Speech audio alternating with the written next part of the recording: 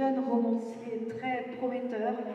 Je vais citer, je ne sais pas si elle est dans la salle, mais l'une des lectrices qui te parlait tout à l'heure, Renaud, et qui disait « Je ne comprends pas qu'on ne lise pas ce livre. Il faudrait que tout le monde le lise. » Elle était très convaincante. D'ailleurs, si vous êtes là, madame, dans la salle, venez modérer ce débat. C'est vraiment ces deux romans très, très particuliers, mais qui ont des points de ressemblance. Alors, c'est ce qu'on appelle des... Je sais que vous n'aimez pas tellement ce terme ni l'un ni l'autre. On appelle ça des romans monde. Alors, pas seulement parce que ça se passe dans le monde entier, c'est vrai qu'on voyage beaucoup avec vos romans.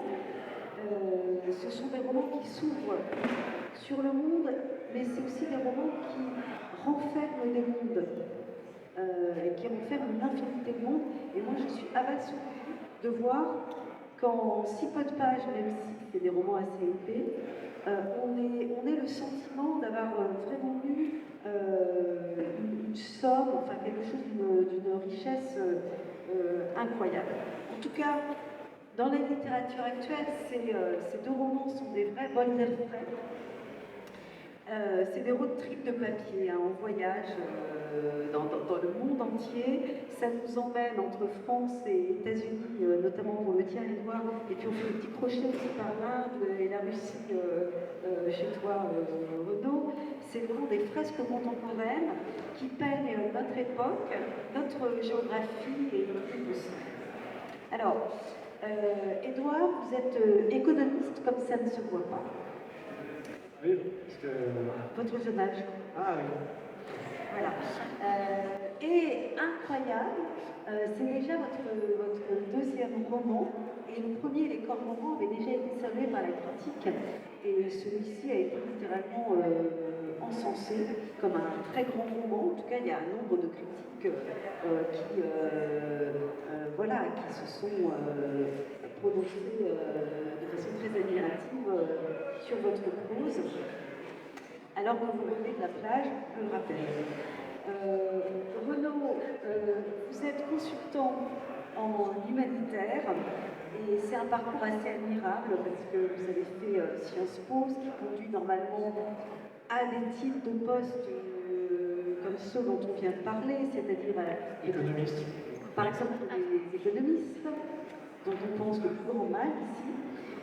Et vous avez choisi de faire une carrière dans l'humanitaire et d'aider les déplacés, les réfugiés, partout dans le monde, partout où il y a des urgences. En fait, je ne l'ai pas choisi. Pour être totalement honnête, j'ai surtout fui l'ENA, qui était ma destinée naturelle. Et je me suis retrouvé un peu par hasard au Mexique.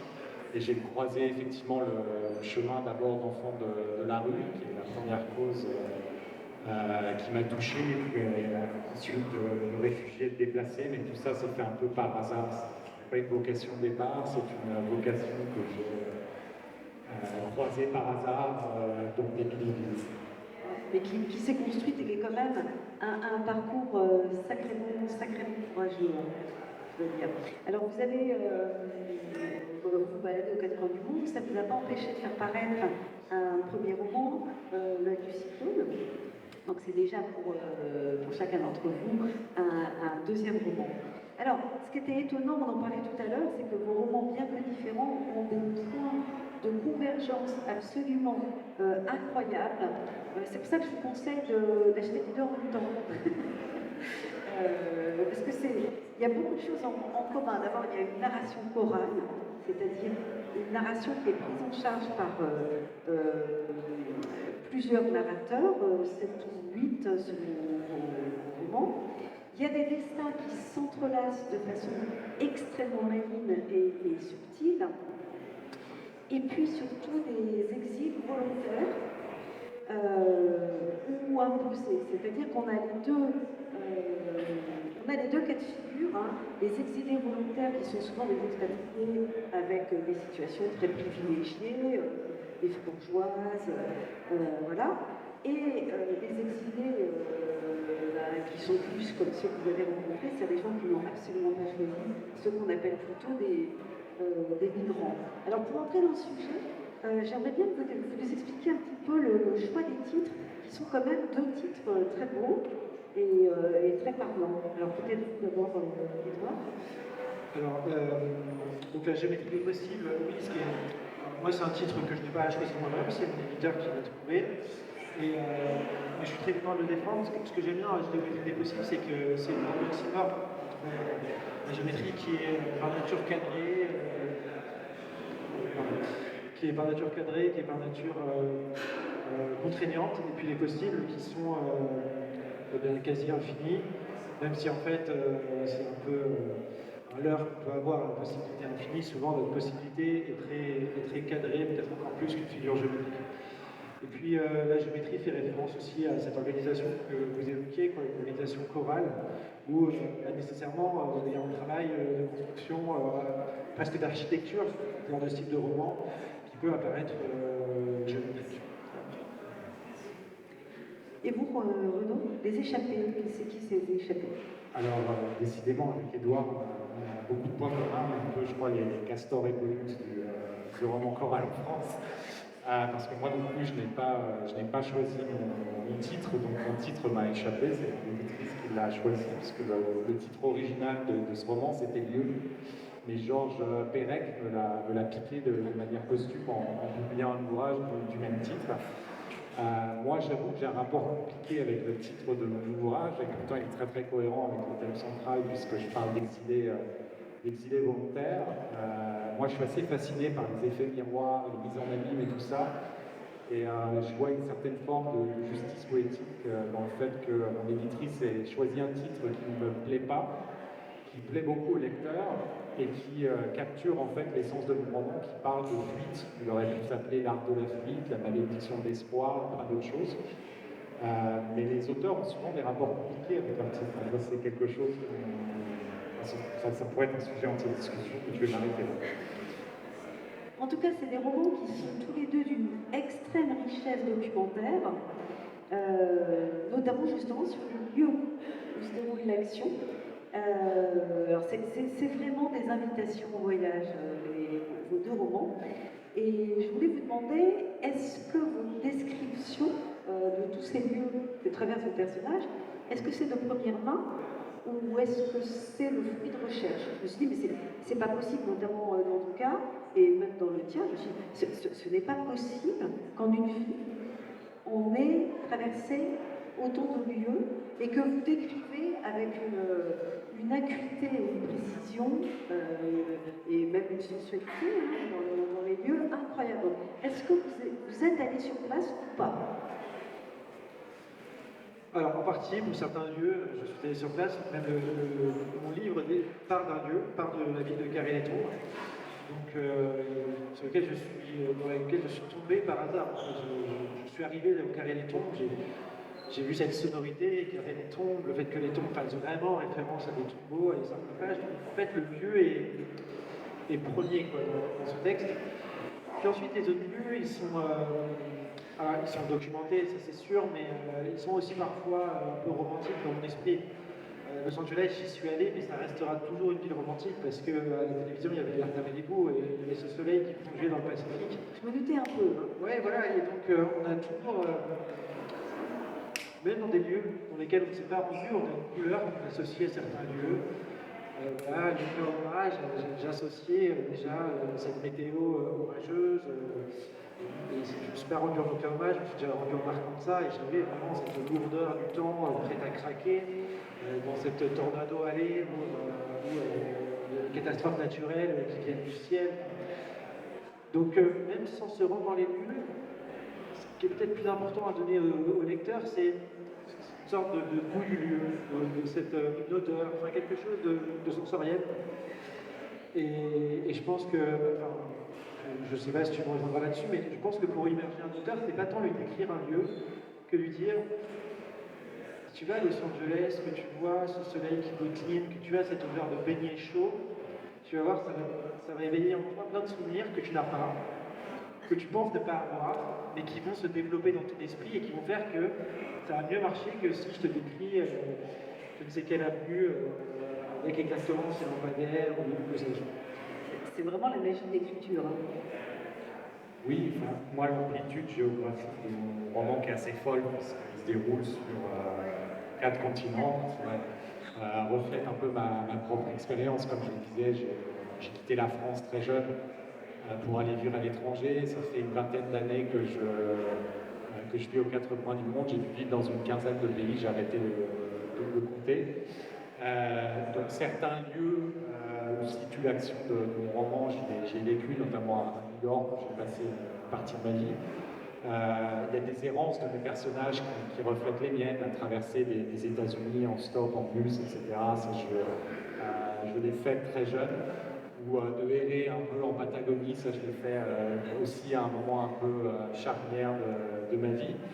Mais il y a aussi des lieux que je ne connais pas du tout, comme la Russie ou l'Inde, et c'est malheureux parce que c'est des pays qui m'intéressent. Mais j'ai voulu choisir des lieux où je n'avais pas vécu ou voyagé, pour voyager pendant l'écriture de mon roman. En fait. Parce qu'il faut savoir, des fois, un auteur, on a besoin aussi de se nourrir pendant le processus d'écriture qui peut être assez... qui a ses moments de fulgurance certainement, mais qui des fois est plus du travail artisanal que la fulgurance avec Hugo, etc. Et ça m'a permis de voyager en faisant des recherches. Je suis très d'accord avec ce que dit Édouard sur, je pense que tous les deux, les descriptions, enfin l'exactitude de la description ne nous intéresse pas. On est plus des Édouard Mouche avec des grands pinceaux, un tableau d'ingres qui sera presque une photographie. Moi, ce qui comptait, j'aime bien l'adjectif que tu as utilisé, c'est cette sensualité du rapport avec un lieu, de s'en imprégner, puisqu'on on fait le lieu en l'habitant et le lieu nous habite. Donc on a un rapport très très dynamique avec notre géographie pour peu qu'on y prête attention. Donc moi, je vais, comme Édouard, je pense que tu le fais très bien. D'ailleurs, je vous invite à lire son livre qui est absolument splendide. Je suis en train de le lire, je devrais finir pour l'instant. C'est très très bon. C'est de capturer l'essence d'un lieu, ou plutôt l'essence de la relation d'une personne spécifique avec un lieu. Parce que tout ça est une relation dynamique. Ça a l'air assez abstrait, mais je pense que si vous vous référez à votre propre expérience d'aujourd'hui, vous retiendrez une certaine humilité, une certaine lumière. Et nous, je pense que enfin, je vais parler pour toi, c'est comme ça qu'on va retranscrire un lieu, c'est cette sensation d'humilité. Et puis, tu évoquais le roman choral qui se déplace de lieu en lieu. Le roman choral, il exige que le lecteur se sente dans le lieu très rapidement. Parce que dans un roman choral, on va forcément multiplier les situations. Donc si on reste... si on ne la caractérise pas assez, si on n'est pas un peu éclaboussé par l'endroit, et ben, au prochain chapitre, on est déjà très très loin, donc ça ne nous a pas imprégné. Donc cette volonté du sensoriel, enfin voilà, vraiment les odeurs, c'est quelque chose de très important. Je pense qu'en Inde, tu as travaillé les odeurs parce que tu sais que... Voilà. Donc peut-être que c'est aussi la force de notre roman qui exige que les lieux soient aussi collants, entre guillemets, parce qu'il faut que le lecteur il soit plongé tout de suite. Quoi. Et aussi, il y a quelque chose qu'on ignore trop souvent, mais c'est qu'en fait, les lieux sont absolument fondamentaux pour la mémoire. Donc, si vous réfléchissez à vos souvenirs personnels, beaucoup de gens pensent que leur premier souvenir est une odeur. C'est faux, en fait, ce sera toujours un lieu. Nous sommes des proies, nous sommes des prédateurs, des animaux extrêmement visuels dans nos rapports au monde. Et à chaque fois que vous vous souviendrez de quelque chose, la première chose qui vous reviendra, que ce soit conscient ou pas, sera un lieu. Et on a deux romans qui sont très amples géographiquement, mais aussi au niveau temporel, puisqu'ils se déroulent sur une quarantaine d'années pour le mien, une vingtaine d'années au moins pour l'autre. Et en fait, quand la mémoire se dissipe, s'évapore, ce qui vous reste souvent, c'est un lieu. Donc moi, je parlais du fait que les lieux sont un peu comme des prises d'escalade qui nous permettent de nous accrocher un peu à la surface glissante du temps. On se raccroche à des lieux. C'est beau ce que tu viens de dire. Non mais là, on voit vraiment la plume de l'écrivain. Tu dis que tu n'as pas de fulgurance, mais je t'assure que si. Hein. Voilà. Donc, vos personnages personnages sont des expatriés, sont des migrants, sont des étudiants à l'étranger, sont des fugitifs, des gens qui vont même être amenés à se cacher, hein, pour certains d'entre eux. Mais c'est tous des exilés. Et ils sont tous poussés hors de leur terre, à la poursuite soit du succès, ou au contraire à la fuite de la misère. Et quand on lit vos deux romans, qui sont tellement ancrés dans notre époque contemporaine, hein, comme tu le rappelais, c'est une quarantaine d'années chez toi, une trentaine là, on a l'impression que l'exil est vraiment un des visages de nos sociétés modernes, que ça définit nos sociétés modernes. Est-ce que c'était un choix, ça, de mettre l'exil au centre de votre roman? Honnêtement, non. Parce que j'ai aussi des personnages qui sont très enracinés dans le Morvan, parce que je voulais aussi travailler les gens qui ne bougent pas et avoir ce double rapport. Ce qui est intéressant, je pense, c'est que, et je vais revenir à cette question parce qu'en fait, il y a des fondamentales, c'est qu'il y a, j'évoque les gagnants, j'évoque les perdants, et dans le texte, les plus grands gagnants et les plus grands perdants bougent. En fait, ce sont un peu les moyens, les moyens avec plein de guillemets, parce que c'est horrible de dire les moyens, mais ce sont un peu ceux qui sont au milieu de la distribution, tout, qui restent à leur place. Ce qui est d'ailleurs, je pense, un assez bon sujet sur la situation actuelle, par exemple, typiquement. En France, et il y a les enracinés, et puis ceux qui effectivement ont acquis une mobilité. Voilà, la mobilité, c'est la chance des très riches d'habiter le monde, de le comprendre dans sa globalité. Et c'est un peu le calvaire des très pauvres qui vont se déplacer juste pour survivre. Donc c'est intéressant parce que ces personnes sont aussi amenées à se croiser, même si elles n'habitent pas vraiment le même monde, même si elles sont poussées dans les mêmes lieux au sens large, même si elles n'habitent pas du tout de la même manière. Et là encore, je pense qu'on est dans des romans de confrontation des destins, de confrontation des personnages. Et s'intéresser à des mêmes mouvements, mais dont les enjeux, dont les motivations, dont les motifs sont complètement opposés, c'est en soi intéressant, parce que là, c'est vraiment très confrontatoire. Alors, bon, c'est difficile de résumer votre livre, qui est extrêmement complexe, extrêmement subtil, comme le vôtre, Renaud. Mais en gros, une partie se passe en France, donc dans un village au nom programmatique, hein, puisque ça s'appelle Carré des Tombes, et que ces tombes vont imprégner, la présence des morts va imprégner le roman, donner des directions. Et on a toute une famille, avec Lucien, un ancien résistant, je le mets entre guillemets, vous découvrirez pourquoi, je ne vais pas spoiler, sa fille Isabelle, qui a la particularité d'être sommelière, et qui, elle, va bouger, puisqu'elle va épouser un producteur hollywoodien, et elle est mère de 2 enfants, une jeune fille brillante qui prépare à chausser. Et on a l'impression qu'elle va avoir un destin à la Bruno Markov, là. C'est en tout cas ce qu'elle vise, hein, être dans ce dernier étage du monde. Et un frère, à l'opposé, totalement en échec, et qui va survivre en s'inventant une vie d'escroc via les réseaux sociaux. Il va monter une petite escroquerie, sauf que cette petite escroquerie va le dépasser au bout d'un moment. Et c'est un peu un hasard, mais là j'en dis pas plus, mais il va se passer une histoire complètement incroyable qui fait que ce pauvre gamin va se rendre compte qu'il a mis le doigt dans une machine extrêmement dangereuse. Ça c'est le côté français. Côté Yankee, on a aux États-Unis, on a Will, qui est un rescapé de l'attentat d'Oklahoma, dont vous vous souvenez peut-être, un attentat qui a eu lieu en réalité, et qui va se retrouver mutilé, perd une main, et ça va vraiment faire basculer sa vie, et notamment le rapport à ses fils, qui vont se mettre à le mépriser, le haïr, et qui vont extrêmement mal tourner. Je n'en dis pas plus. Il y a aussi un migrant mexicain au milieu de tout ça, qui se retrouve là, et on peut se demander finalement comment ces personnages vont se relier entre ces deux continents. Alors qu'est-ce qui les relie? En fait, ce qui les relie, c'est une sorte d'énigme parce qu'en fait, c'est peut-être le hasard en fait, qui les relie. Et ça, le hasard, c'est très dur à définir.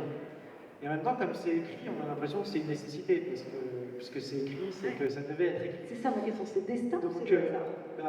moi, je ne veux pas surtout pas donner de réponse, mais j'ai l'impression que, enfin, vous savez, tout ce qui est devant nous, c'est un peu lié au hasard, et tout ce qui est derrière nous, on peut l'expliquer par le destin. Donc, pour l'instant, si vous ne l'avez pas lu, on peut dire que c'est le hasard. À la fin de la lecture, on peut dire que c'est le destin. En tout cas, ils vont se télescoper, ils vont pas forcément tous se retrouver dans la même pièce à manger une part de quiche, mais ils vont être liés par un événement, en l'espèce un accident de la route, qui est la scène d'ouverture du roman, à Los Angeles. Et voilà, l'objectif, c'est de suivre tous ces personnages et de suivre aussi l'époque dans laquelle ils vivent. C'est pour ça qu'on va rencontrer l'attentat d'Oklahoma City, qu'on va suivre le procès de cet attentat, parce qu'en fait, tous ces événements qui touchent nos personnages, ils racontent beaucoup de choses sur notre époque. L'attentat d'Oklahoma City, il parle énormément de la société américaine. Et puis, c'est aussi, d'une certaine manière, le père de tous les gros attentats de masse qui vont émailler les sociétés occidentales. Donc voilà, bravo de cette tentative de résumé, parce que je sais que c'est très compliqué. Ça m'a pris 770 heures. Mais alors, ce qui est étonnant, il y a vraiment du politique, du social, c'est vraiment une fresque contemporaine. Et alors, si vous révisez votre histoire, hein, parce qu'on a 30 ans d'histoire française, américaine et mondiale, forcément, hein, qui sont résumées. Mais alors, c'est là qu'on voit quand même ce qu'est un véritable écrivain, c'est que vous explorez aussi la psyché humaine dans ce qu'elle a de plus intime. Et notamment, vous explorez certains tabous. Je pense notamment à quelque chose d'extrêmement dérangeant aussi et touchant. L'histoire d'Isabelle dont on a parlé tout à l'heure, cette sommelière, mère de 2 enfants. Et il se trouve que l'un de ces 2 enfants, dès qu'elle en est enceinte, elle est persuadée que c'est un monstre. Et elle va chez un psychologue pour s'en nourrir et se dire je suis une femme anormale, comment une femme peut ne pas aimer son enfant, comment est-ce possible de le rejeter, je suis une mauvaise mère, c'est moi, etc. Et elle va tout faire pour essayer de recréer du lien avec cet enfant, lien qui ne se recréera jamais. Et en quelque sorte, l'enfant va coller à l'image que la mère s'est faite de lui.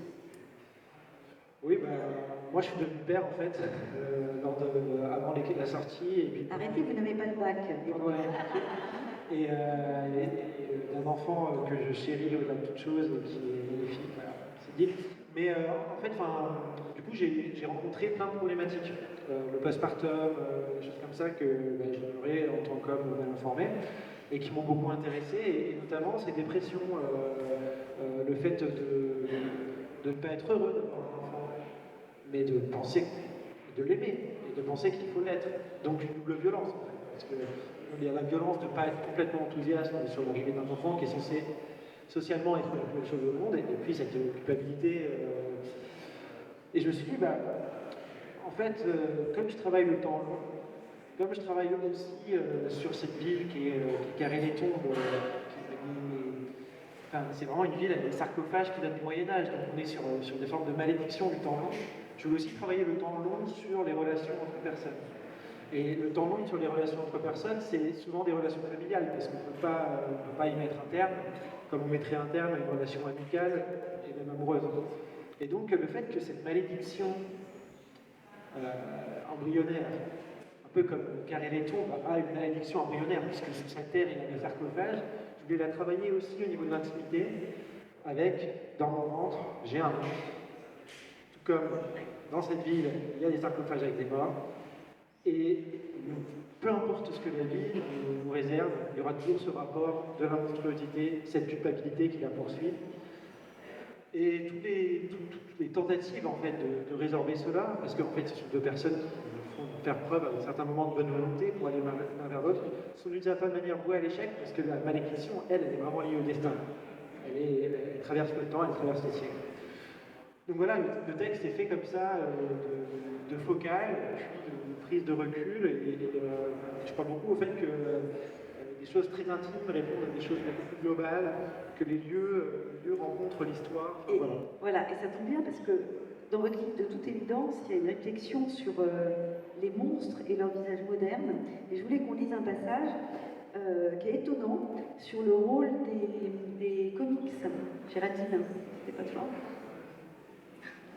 c'était page 249. C'était toi.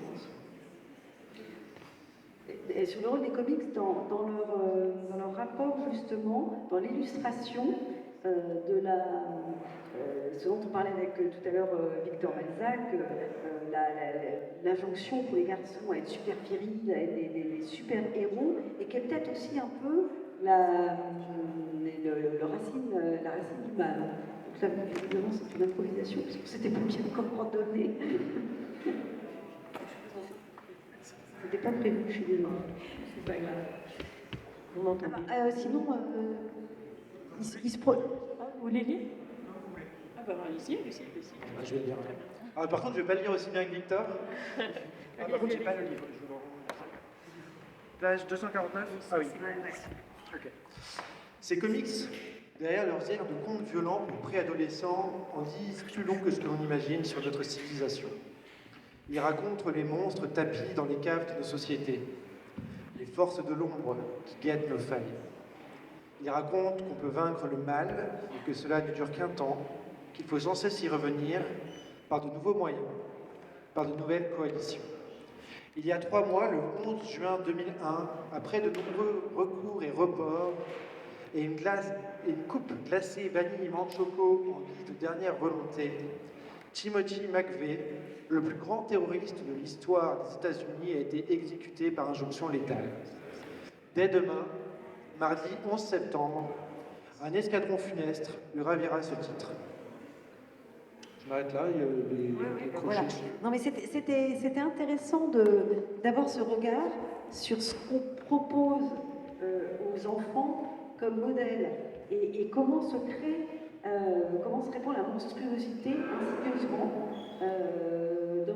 dans nos sociétés. Oui, le manichéisme, en fait, le bien, le mal, c'est quelque chose qui est plus que civilisationnel. Je pense que c'est vraiment lié à notre espèce. C'est-à-dire que dès la création, qu'elle soit religieuse ou, on va dire, notre cérébral, on pose toujours le bien et le mal. Et on continue à réfléchir dans ce référentiel. Et donc, nécessairement, en tout lieu, en tout temps, en tout espace, il faut des monstres. Et là, il y en a dans votre livre. Hein. Et pourtant, il y a des très très belles personnalités. Mais à propos de monstres, je voulais qu'on lise justement un autre passage intéressant. C'était page 333. Là, on est bon.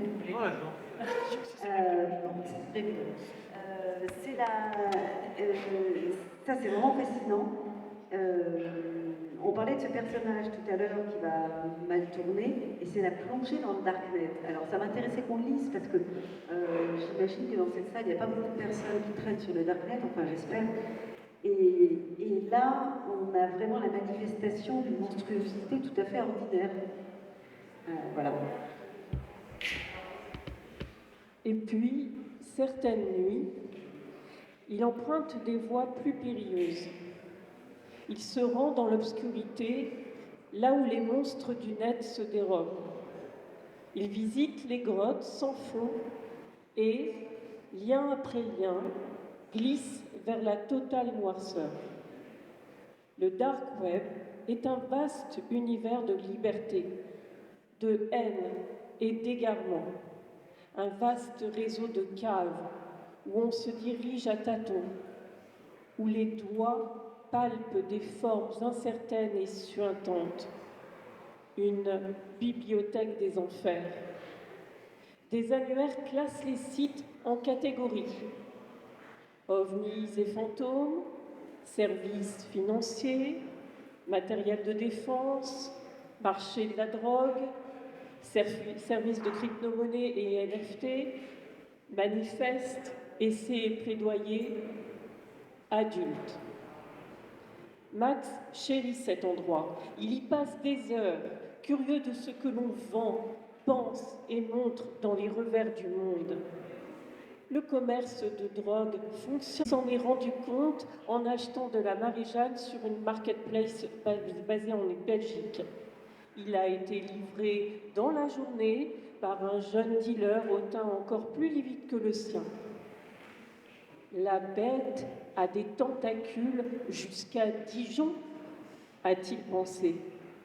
Il se demande si les citoyens savent que, sous l'humus sur lequel ils bâtissent leur maison, s'agite une armée des cavernes, recluse dans les catacombes du numérique. Une simple commande d'herbe confirme qu'il suffit de quelques clics pour faire jaillir à la surface un de ces soudats. Voilà, c'est assez effrayant, je dois dire. Parce que là, vous le décrivez très bien, et puis son destin va le conduire dans des zones encore plus dangereuses que de commander de la marijuana. Voilà, c'était juste le début. Alors, il y avait un autre point dont je voulais vous faire parler. C'était des passages surnaturels. C'est-à-dire qu'on est vraiment dans le réalisme, on comprend qu'on est dans un roman social, contemporain, une fresque historique, très renseignée, très documentée.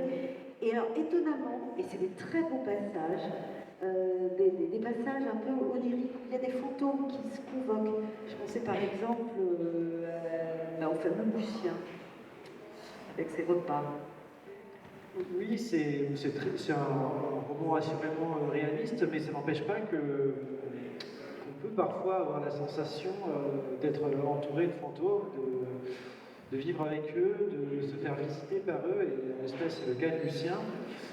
Et comme j'ai une narration qui se veut très proche de mes personnages à chaque fois, si le personnage les voit, soudain le narrateur peut les voir. Et donc, ça, c'est quelque chose que je me suis autorisé, qui était beaucoup plus présent dans mon premier roman, avec beaucoup plus de légendes, voilà, beaucoup plus imprégné. Mais là, je me suis autorisé aussi parce que finalement, on est visité aussi parfois par nos fantômes. C'est aussi un lien avec notre passé, c'est aussi un lien avec nos erreurs. Et je me suis dit, ne soyons pas trop clairs, quoi.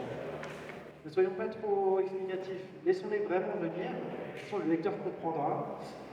Et puis oui, ça donne justement des discussions avec des fantômes à qui on sert une suite au chou, en attendant une salve de reproches, qui est le reproche du temps passé,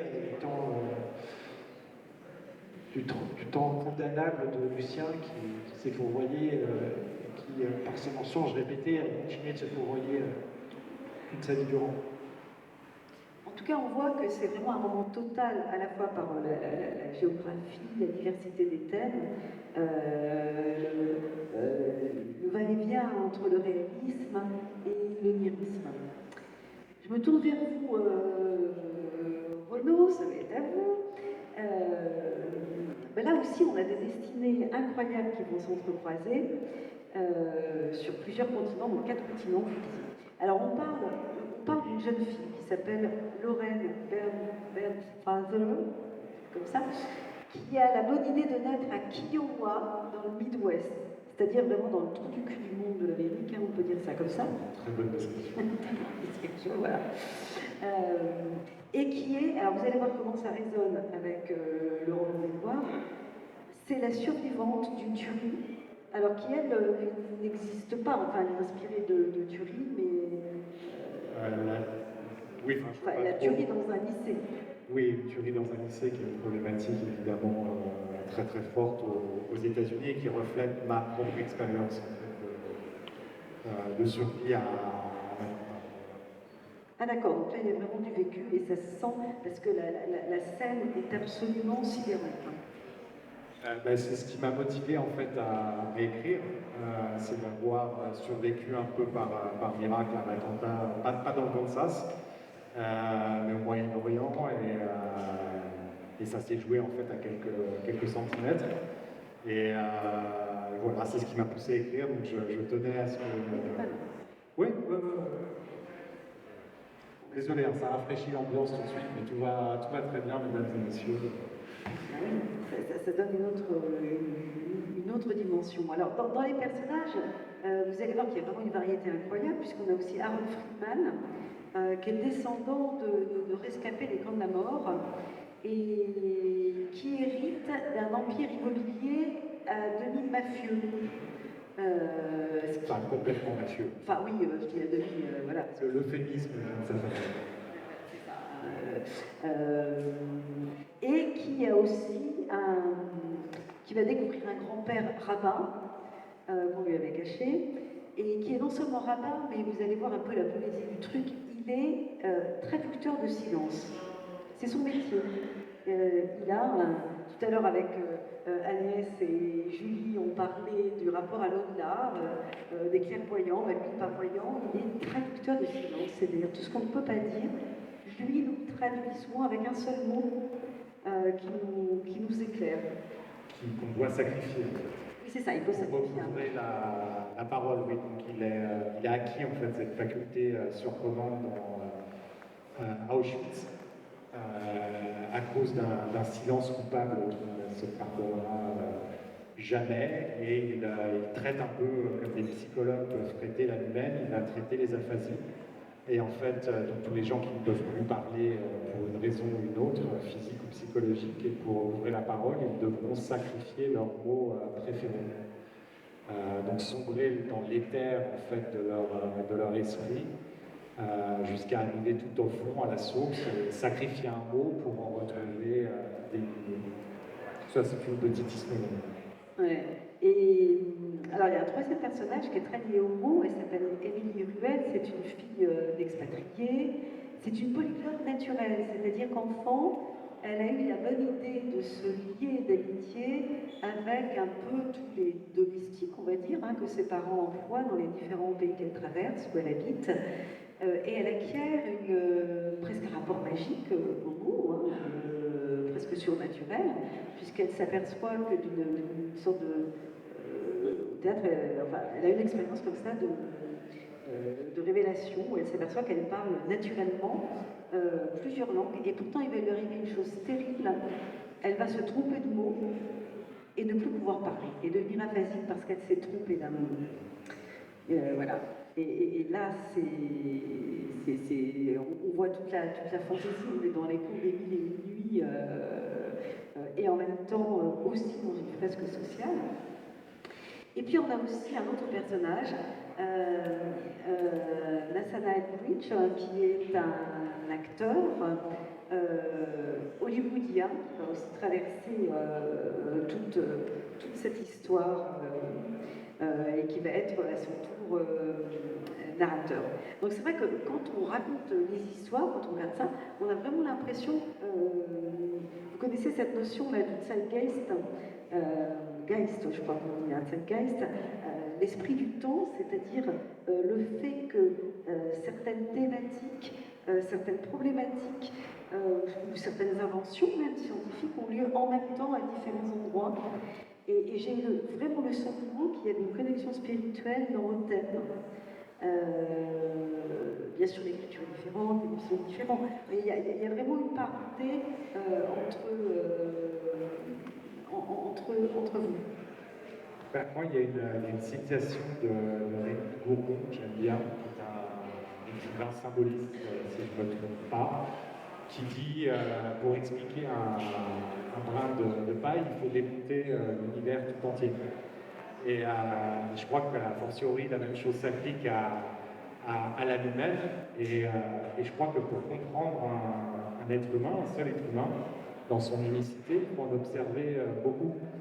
Et c'est ça qui est merveilleux avec le roman choral, c'est qu'en fait, en observant, en décrivant, ou plutôt en se mettant à la place de personnages qui peuvent a priori sembler très différents, dans le cas de mon roman, aux antipodes, vraiment géographiquement et socialement les uns des autres, et c'est vrai aussi dans le cas du roman d'Édouard. Et en utilisant en fait cette multiplicité de points de vue, on va arriver progressivement à se focaliser sur ce qui rend unique chaque personne dans ce dialogue à l'autre. Et moi, c'est ça que j'aime bien faire. Ouais. Alors, j'aurais voulu qu'on lise un passage, comme on l'a fait pour Édouard, justement, qui va montrer votre sensibilité aux lieux et aux ambiances. Et c'est un road trip absolument saisissant à travers les États-Unis que fait le jeune Nathanaël quand il décide de partir de sa Californie natale pour aller jusqu'à New York chercher l'inspiration. C'est Estelle qui va nous lire ce passage.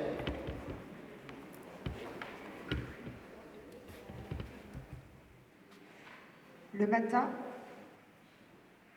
le ronronnement d'un car qui semblait glisser sur une route couverte de miroirs m'a tiré de mon sommeil. Je lui ai fait signe de s'arrêter en agitant les bras. Une porte récalcitrante s'est entr'ouverte en gémissant. Le conducteur m'a demandé d'un ton blasé qui suggérait que j'étais loin d'être le premier à le héler en plein désert. « Vous allez où ?» Je lui ai tendu un billet de $10 pour toute réponse, justification ou excuse. Peu m'importait dorénavant où j'allais. L'Amérique était trop grande pour que je fasse le difficile. Trop jeune aussi pour que je sois pressée. Le car était à moitié vide. Une vingtaine d'histoires déprimantes ont levé des yeux éteints vers moi, puis ont baissé la tête tout aussi machinalement. Ces âmes tristes ne correspondaient pas aux descriptions que les romans américains en font. Leur mélancolique banalité était trop nuancée, trop indescriptible pour aspirer à l'immortalité. Je me suis assis au dernier rang et me suis laissé dériver. Peut-être nous trouvions-nous encore au Nevada ou peut-être déjà en Utah. Nous nous en moquions. Où que nous soyons, la route était parfaitement rectiligne, comme pour défier Dieu et ses foutus détours. Une brume de chaleur montait du paysage, comme si les pierres tassées et craquelées expiraient des cendres. We are but passengers here. Il n'y avait pas de musique dans la cabine, mais s'il y en avait eu, ça aurait été une chanson de Pink Floyd, ou plutôt l'écho faiblissant d'un solo de guitare de David Gilmour. Toutes les 3 ou 4 heures, nous nous arrêtions à des stations-service esselées à la croisée des chemins pour faire le plein, nous dégourdir les jambes, nous sustenter. En Amérique, même les oasis empestent l'essence. Éparpillés autour du bus, mes compagnons de voyage mastiquaient leur hot-dog, une bouchée à la fois, comme pour dissuader toute tentative de conversation, de rapprochement. Nous avalions les kilomètres nous avalaient. Prochain arrêt, suivait le nom d'une ville ou d'une autre, mais à quoi bon nommer un trou à rats si rien ne le distingue de ses semblables? Un numéro de série aurait été plus approprié. Les mêmes garages, les mêmes fast-food, les mêmes églises, vendant tous la même marchandise périmée. Des hommes naissaient là et y mouraient. Point. Merci Estelle. Un très beau passage sur ce road trip, cette traversée hallucinée de l'Amérique. Oui, celle-là, je me suis contenté en fait de retranscrire mon expérience, parce qu'en plus je l'ai fait, contrairement à Nathanaël, je l'ai fait d'ouest en est, mais aussi du sud au nord. Donc oui, j'ai essayé de retranscrire ce moment un peu charnière de ma vie. On se retrouve dans les errances, en tout cas ça a été mon cas à plusieurs reprises. Alors, ce que j'ai remarqué aussi dans votre livre, et qui est quand même assez encourageant, c'est de voir, peut-être pas tous, mais que les jeunes arrivent à s'échapper quand même. Il y en a qui arrivent à s'échapper à l'influence, à l'aura mortifère de leur famille. Véritablement, eux, ils s'échappent. C'est un peu la question centrale du roman, c'est de savoir s'il est vraiment possible d'échapper aux emprises de notre histoire familiale. Donc là, on parle de roman monde, de s'exiler très très loin du côté de Vladivostok, de Ushuaïa, mais on essaye tous d'échapper à nos parents d'une manière ou d'une autre, ou à une histoire familiale qui a toujours ses aspects sombres. La question que j'ai voulu poser, mais j'ai poussé à l'extrême en fait l'allégorie de la fuite. De poser la question de savoir si le monde est encore suffisamment grand pour qu'on puisse fuir assez loin pour échapper en son passé. moi, ce que j'ai voulu faire à mon humble niveau, c'est de réhabiliter en fait la fuite comme mécanisme de survie. Parfois, on n'est pas suffisamment fort, en tout cas dans l'immédiat, pour confronter ces démons. Et dans ces cas-là, mieux que de se faire bouffer comme une gazelle par un lion, il faut mieux partir des fois. Partir, ça ne veut pas dire, encore une fois, partir à Tombouctou ou à Moscou. Quoique, pourquoi pas, c'est pas mal, je vous le conseille. Parfois, on s'exile en soi, on se replie. Il faut laisser le temps au temps, en fait, et voilà, le temps faire son œuvre. Là, je dérive, je divague, mais c'est très bien comme ça. Alors, je voudrais qu'on lise un dernier passage qui est assez frappant. C'est le récit de 9/11, je sais pas comment on dit en français, le 11 septembre. Du 11 septembre. Le 11 septembre, et de l'attentat.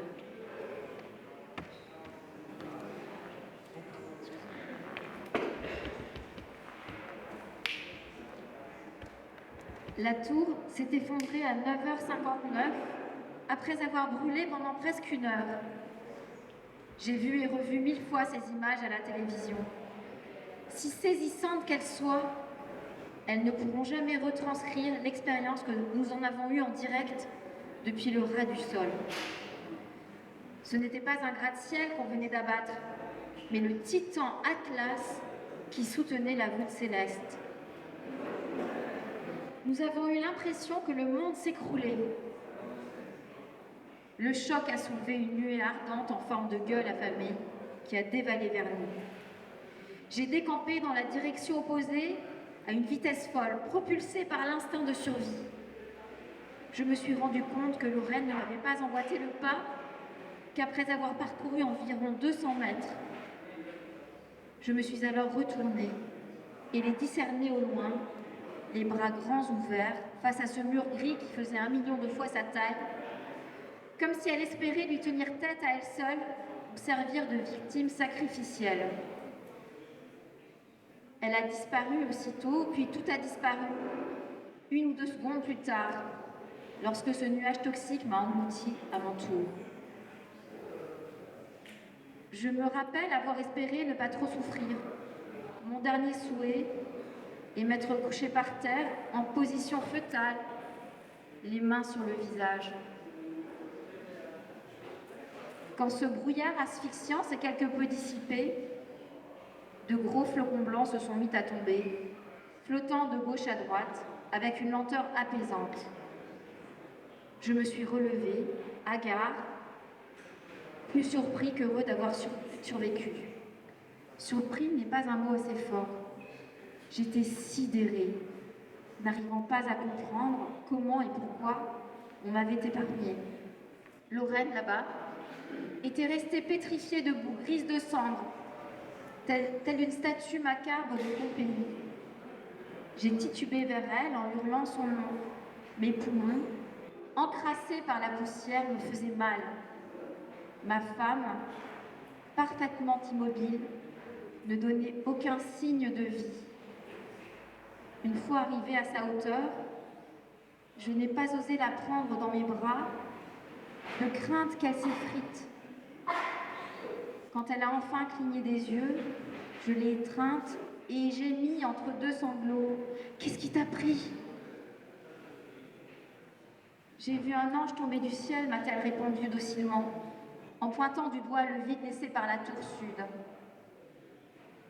En toute autre circonstance, je l'aurais vivement réprimandé pour soulager mon angoisse. Mais ce jour-là, entourée des débris d'une époque, j'ai abandonné un instant mes préjugés, mes certitudes, et accepté qu'un tel cataclysme puisse se résumer à cela, un ange qui se défenestre. Merci Véronique. C'est un très très beau passage qui donne une idée de la maîtrise littéraire incroyable de ce roman. En tout cas, voilà, vous l'aurez compris, ces 2 livres, mais d'une incroyable richesse. Chaque livre en vaut 10, donc si vous voulez faire des économies, achetez un de ces 2 livres, voire les 2, vous aurez une bibliothèque complète. C'est ce sont des livres qui portent des mondes et qui sont d'une écriture absolument maîtrisée.